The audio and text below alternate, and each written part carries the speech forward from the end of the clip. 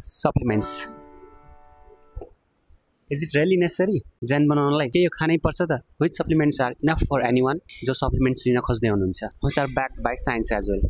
Supplements को कुरा गर्दा मार्केटमा धेरै फ्ल्यासी न्यूजहरू छन्। मसल बढाउनेदेखि फ्याट घटाउने, एनर्जी बुस्ट गर्ने। तर साच्चै भन्नु हो भने के रिसर्चहरूले यो सबै कुराहरू सपोर्ट गर्छ त कि यो सबै सप्लिमेन्ट्स लिनु नै पर्छ भनेर? वेल, कोही मान्छे अफेन्ड हुनुहुन्छ होला, बट रिसर्चले एकदम सेलेक्टिभ कुराहरूलाई मात्रै प्रुभ भनौँ या रिकमेन्ड गरेको छ भन्छु म as per latest research. So सबसे पहिला कुरा गर्नु पर्दा सबैले सुन्नु भएको क्रेटिन मोनोहाइड्रेट, यो सबैभन्दा धेरै रिसर्च प्रोडक्ट र it is believe to be one of the best supplement for strength, power, muscle growth र एक्सर्साइज गर्दा त्यो अन्तिमको एक्स्ट्रा रेप जो पुश गर्ने त्यसमा एकदमै हेल्प गर्छ। बट मेक स्योर तपाईँ ट्रेनिङ राम्रोसँग गर्दै हुनुहुन्छ in order to see the results from creatine. Doses के त daily 3 to 5 gram is enough. I believe we don't need to go for that loading phase. अब सेकेन्डमा कुरा गरौँ वे प्रोटिन, हाई क्वालिटी एकदम छिटो डाइजेस्ट हुने protein and also it is rich in leucine, muscle बिल्डिङमा चाहिने एकदमै इम्पोर्टेन्ट एमिनो एसिड्सको कन्टेन्ट यसमा रिच हुन्छ। एनीवन कसैले घरमा through food protein source fulfil गर्न सक्नुहुन्न भने then you can go for whey protein. तर एउटा कुरा के बुझ्नु पर्यो भन्दाखेरि यिनीहरूलाई सप्लिमेन्ट्स भनेर भन्छ, there is reason for that. If घरमै खान मिल्छ भने no need to go for supplements.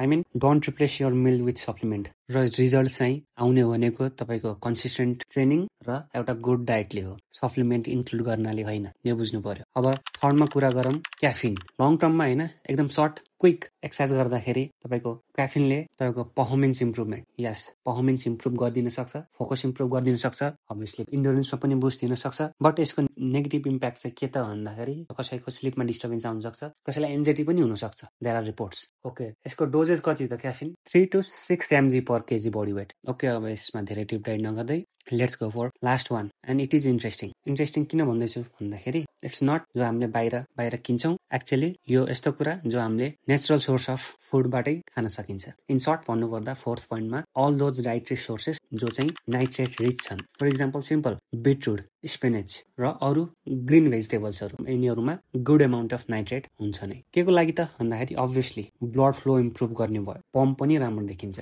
कसैको टार्गेट इन्ड्योरेन्स छ भने अझ एथलिटहरूलाई पनि स्पेसल्ली यसले एकदमै हेल्प गर्ने गर्छ। ब्लड फ्लो इम्प्रुभ भनेपछि बडीले अक्सिजन कन्जम्सन कस्ट घटाउँछ भनेपछि लामो समयसम्म तपाईँको पर्फर्मेन्स इम्प्रुभ गर्न हेल्प गर्छ अर इन्डोरेन्सलाई चाहिँ इन्क्रिज गरिदिन्छ। बट के बिर्सिनु भएन भने यो सप्लिमेन्ट्सहरू तपाईँको ड्रास्टिक चेन्जेसहरू ल्याउने होइन, यस पर्फर्मेन्स इम्प्रुभमेन्टमा चाहिँ हेल्प अभियसली गर्नेछ। फाइनल टेक अवे म के भन्न चाहन्छु भन्दाखेरि यस सप्लिमेन्ट्सहरूले हेल्प त गर्छ, तर फाउन्डेसन जो चाहिँ सप्लिमेन्ट भन्दा पनि सुरुमा हेर्नुपर्ने ट्रेनिङ्स, तपाईँको डाइट, रेस्ट, हाइड्रेसन, यस्तो कुराहरू सबसे पहिला